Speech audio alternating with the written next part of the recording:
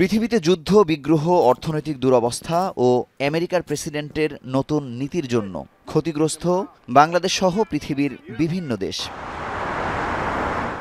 আন্তর্জাতিক সংস্থার মাধ্যমে বিদেশি অনুদানের বড় অংশ বন্ধ হওয়ায় দেশের অনেক জাতীয় প্রজেক্ট ও এনজিওর ভালো কাজ তীব্র সংকটে পড়েছে। শুধু আইসিডিডিআরবিতে চাকরি হারিয়েছেন ১,০০০ জন। থমকে গেছে শিক্ষা, স্বাস্থ্যসহ নানা ধরনের সেবা কার্যক্রম। বেড়েছে বেকারত্ব।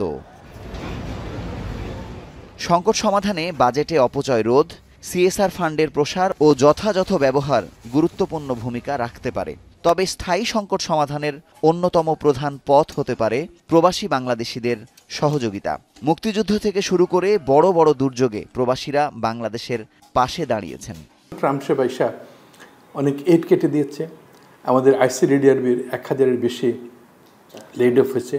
প্রত্যেকটা এনজিও সাফার করছে।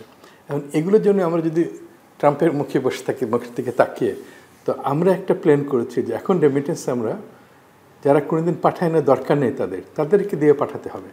বলতে হবে যে আপনার একটা দায়িত্ব আছে, আপনি বাংলাদেশে পড়াশোনা করে গিয়েছেন, ওখানে আপনার জন্য বছরে $200, $300 পাঠানো এমন কিছু না। আমরা যদি ফোকাস করি, যেমন আইসিডিডিআরবি একটা গ্রুপ, ঠিক এরকম বিভিন্ন গ্রুপ তাদের চাকরি চলে গেছে, তাদের দেশের কাজ দরকার, সরকারের পয়সা নাই। তো আমরা চেষ্টা করবো আমেরিকাতে বেশ করে যে কনভিন্স করে যে সবাইকে আপনারা রেমিটেন্স পাঠাবেন। সাধারণত প্রবাসীরা রেমিট্যান্স পাঠান নিজ পরিবার বা স্বল্প পরিসরে দেশে ব্যবসার জন্য।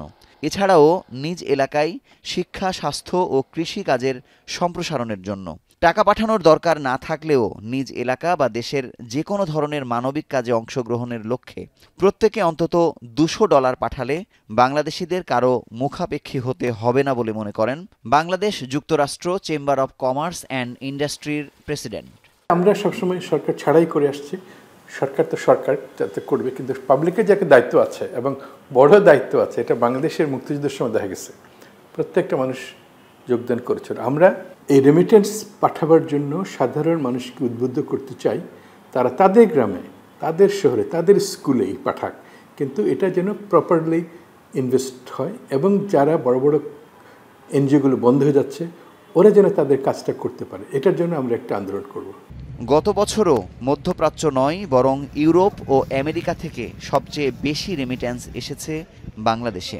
দল মত নির্বিশেষে সবকিছুর ঊর্ধ্বে উঠে দেশে সবাই রেমিট্যান্স পাঠালে বাংলাদেশ পৃথিবীর মানচিত্রে নতুন দিগন্ত সৃষ্টি করবে বলে মনে করেন এই অধ্যাপক। আমরা চেষ্টা করব যে ডিস্ট্রিক্ট লেভেলের যারা ডিস্ট্রিক্ট অ্যাসোসিয়েশন আছে তাদেরকে বলবো যে আপনারা আপনাদের থ্রুতে পাঠান, কিন্তু কোথায় পাঠাবেন সেটা আমরা একটু ইন্টারেস্ট নিয়ে রিসার্চ করে বলবো যে এইসব জায়গাতে আপনারা পাঠান। কীভাবে পাঠাবেন সেটা নিয়ে আমার মনে হয় যে একটু সেন্সিটিভ ইস্যু, এটা নিয়ে আমাদের থাকা দরকার যেন কেউ যেন ভুল না বুঝে। আগামী ১৯ ও ২০ এপ্রিল যুক্তরাষ্ট্রের নিউ ইয়র্কে অনুষ্ঠিত হতে যাচ্ছে ৪র্থ বাংলাদেশ রেমিট্যান্স মেলা ২০২৫। বাংলাদেশ যুক্তরাষ্ট্র chamber of commerce and industries এবং যুক্তরাষ্ট্র বাংলাদেশ বিজনেস লিংক ও মুক্তধারা চেষ্টা করছে দেশে রেমিট্যান্সের প্রবাহ বাড়াতে। যুক্তরাষ্ট্রের সব খাতের বিশেষজ্ঞ ও সাধারণ মানুষের সমন্বিত উদ্যোগের মাধ্যমেই বাংলাদেশ নতুন দিগন্তে পৌঁছবে বলে মত উদ্যোক্তাদের। এক্স-রে, ব্লাড টেস্ট সব ২০ মিনিটের মধ্যে হবে। মুজাহিদ শুভ, এখন, ঢাকা।